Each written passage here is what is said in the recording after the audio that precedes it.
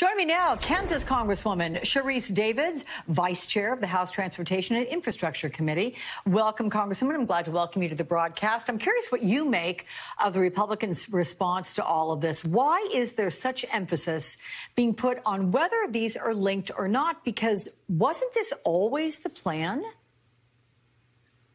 Yeah, well, I'm glad to be here to talk about this. I think the president has been pretty clear that we absolutely want the starting place for any infrastructure investments we make to be bipartisan. It's why as early as March, I joined my Republican colleagues to visit with the president and Secretary Buttigieg at the White House to talk about the ways that we can get to bipartisan infrastructure investments. And, the president has introduced the American Families Plan that has been out there in the forefront of the conversation as well. And I think that what we've got right now is a chance to build on the momentum from the announcement earlier this week. And my hope is that we're going to continue to do that because the folks who are sitting in their cars on their way to work or, trying to get from one place to the next or get online have definitely got to get these investments out there. Yeah, I'm curious because last hour, Congresswoman Pramila Jayapal told me that progressives are not going to vote for a bipartisan bill unless a full reconciliation bill gets passed with it. So I'm curious your thoughts on this. I mean, it's all hypothetical at this point, but would you support voting for one without the other? Yeah, I mean, you're absolutely right. There's a lot of hypotheticals out there. In my office, we like to call it the whatnots. I'm definitely super pragmatic when it comes to this stuff. I want us, again, to build on the momentum coming out of this week, seeing that there's a bipartisan infrastructure framework that we've got to work off of, and also recognizing that the American Families Plan has some really amazing policy provisions in it, including the child tax credit, which is going to provide relief. I mean, the child tax credit is something that's going to provide relief to hundreds of thousands of people in Kansas and in the 3rd District. And I've always said that I'm going to push for policies that are going to be good for the Kansas 3rd District and my state and our country.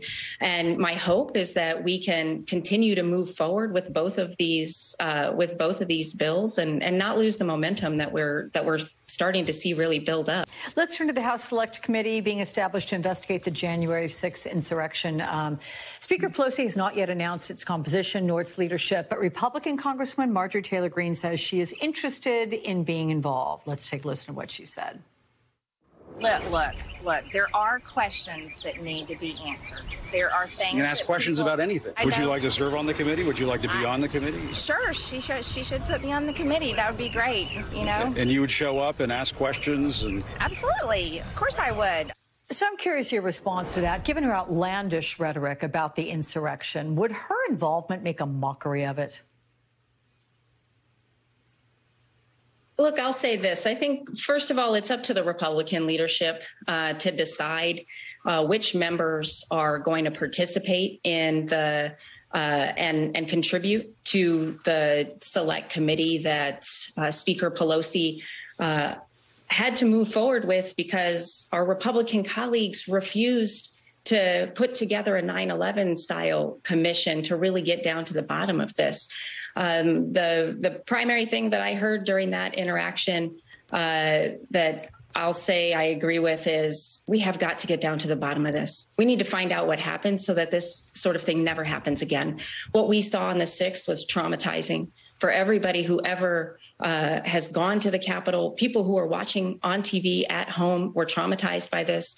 The people on our teams, the Capitol Police, the folks who work and the press.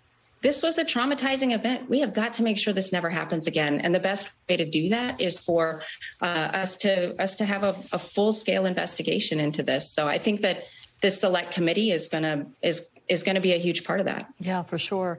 Before you go, I want to touch base on what happened Friday as you stood behind the president. He was signing that bill making the Pulse nightclub in Orlando a national monument. Later the same day, the president declared that pride is back at the White House while naming a new special envoy to advance LGBTQ. As the first openly LGBTQ Native American woman elected to Congress, which is quite an extraordinary accomplishment, I have to say, can you share with us what that day meant to you?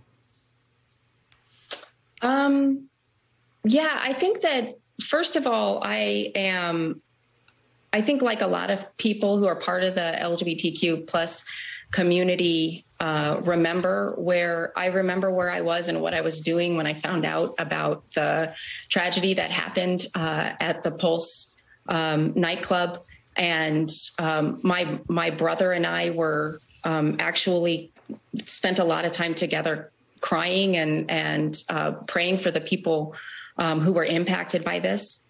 To be able to stand there with my colleagues who voted to get this to the president's desk and with family members and survivors was truly, it was an honor, and it helped us, I hope, see just how much work we've done and how much more work we have to do. You know, we heard from Secretary Buttigieg and many others about the strides that we're making and what this administration is doing to try to make sure that pride is back at the White House and that LGBTQ plus folks are treated as the human beings that we are. Amen to that. Kansas Congresswoman Sharice Davids, it's very good to meet you on the broadcast. We'll welcome you back again soon. Thank you so much for your time. Thank you. Good to talk to you today.